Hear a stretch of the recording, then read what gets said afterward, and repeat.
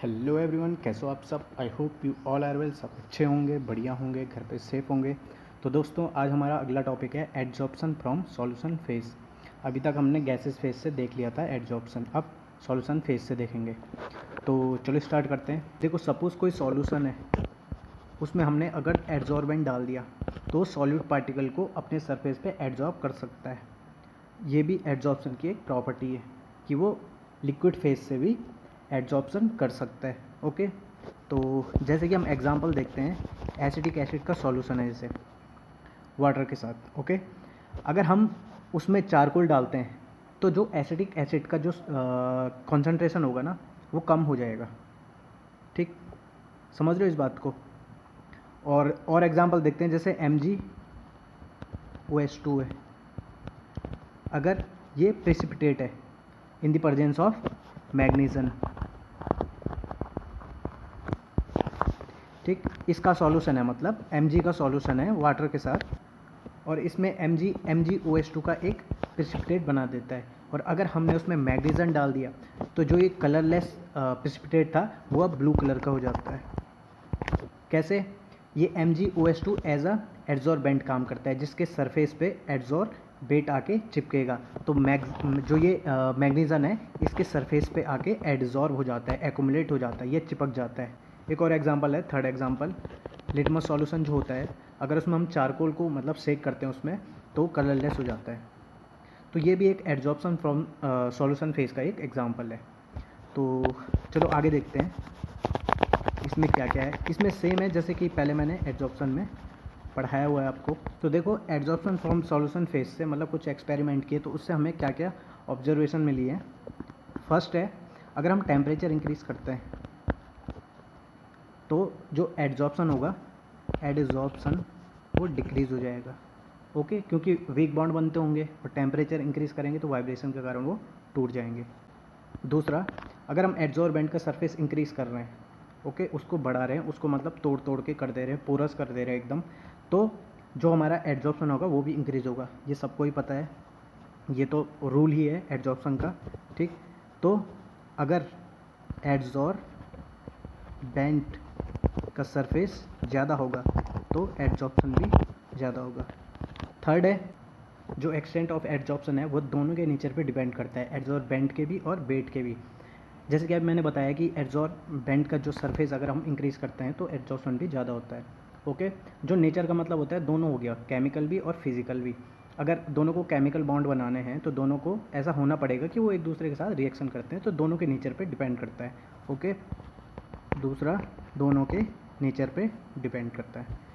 और लास्ट जो 4 है और जो सबसे ज़्यादा इम्पॉर्टेंट है, वो है एक्सटेंट ऑफ एडजॉर्प्शन, कॉन्सेंट्रेशन पे डिपेंड करता है। ओके, और जनरली अगर कॉन्सेंट्रेशन ज़्यादा है तो एडजॉर्प्शन भी ज़्यादा होगा। ठीक, इसी चीज़ को आगे बढ़ के हम देखते हैं। हमने फ्रेंडलिक का एक फॉर्मूला देखा था, x/m = k, ये प्रेशर है, इसकी पावर 1/n, ये फॉर्मूला देखा था। ठीक, तो वहाँ पे प्रेशर था बट यहाँ पे कॉन्सेंट्रेशन होगा, यहाँ पे कॉन्सेंट्रेशन होगा। Okay, 1/n। अब ये चीज़ जानना जरूरी है, ये कॉन्सेंट्रेशन कौन सा है। एक तो कॉन्सेंट्रेशन हो गया कि हमने डाल दिया वाटर में एसिटिक एसिड, एक तो वो वाला कॉन्सेंट्रेशन हो गया। और एक हो गया जब हमने चारकोल डाला और एडजॉर्प्शन एंड पे आ गया। ओके, तो उसको हम बोलेंगे इक्विलिब्रियम।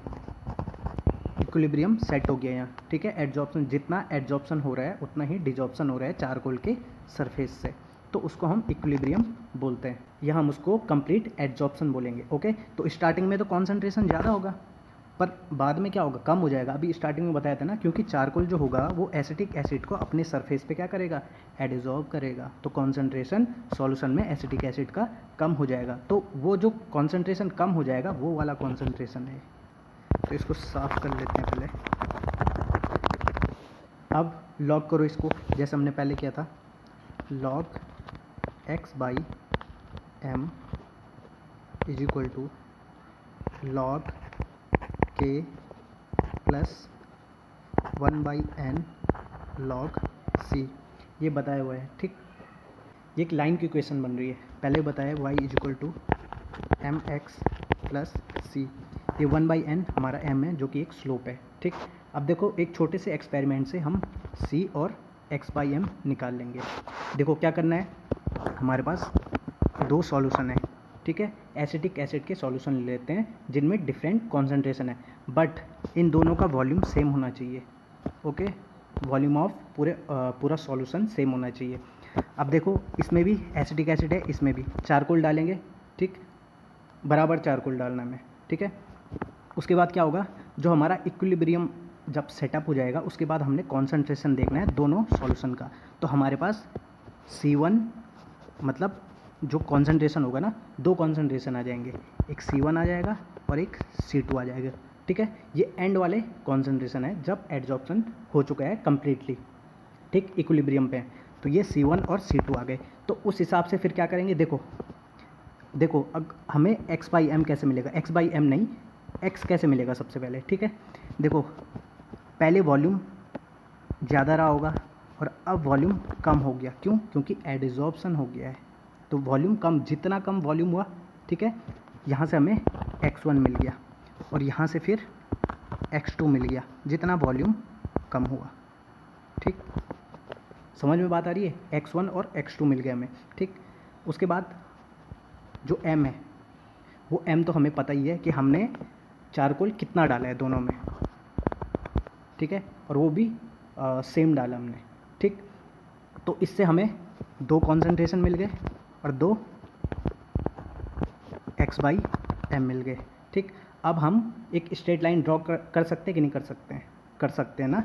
देखो ये एक पॉइंट हो गया C1 और x1/m, एक ये पॉइंट हो गया और दूसरा ये पॉइंट हो गया C2 और x2/m, और इन दोनों पॉइंट को मिला के अब हम एक लाइन ड्रॉ करेंगे, ठीक है। समझ में नहीं आ रहा, देखो यहाँ देखो x क्या है हमारा log c और y क्या है log x/m। तो ये x एक्सिस है ना, log c log x/m। हमें दो पॉइंट मिले हैं, पहला है C1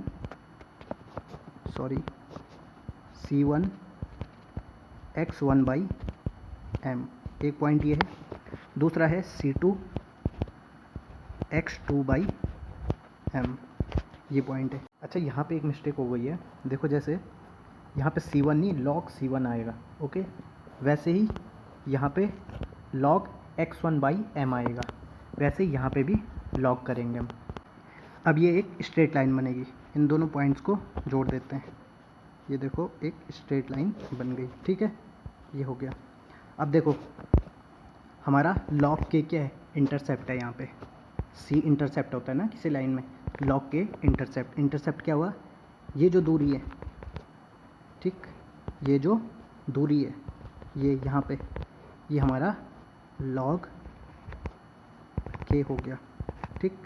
अब हमारा 1/n जो कि स्लोप है, स्लोप क्या होता है tan थीटा, चाहे लाइन यहाँ पे खींचो चाहे यहाँ पे खींचो, ये थीटा और ये थीटा बराबर होंगे, ठीक है। तो स्लोप क्या होता है tan थीटा, तो यहाँ पे ले लेता हूँ tan theta is equal to 1/n होगा, ठीक। तो हमें यहाँ से सब कुछ मिल गया है। और देखो ये स्ट्रेट लाइन बन रही थी ना, जो फ्रेंडलिक का फॉर्मूला है उससे ये स्ट्रेट लाइन बन रही थी ना, ये स्ट्रेट लाइन आ गई, इसका मतलब फ्रेंडलिक जो फॉर्मूला है वो बिल्कुल सही है।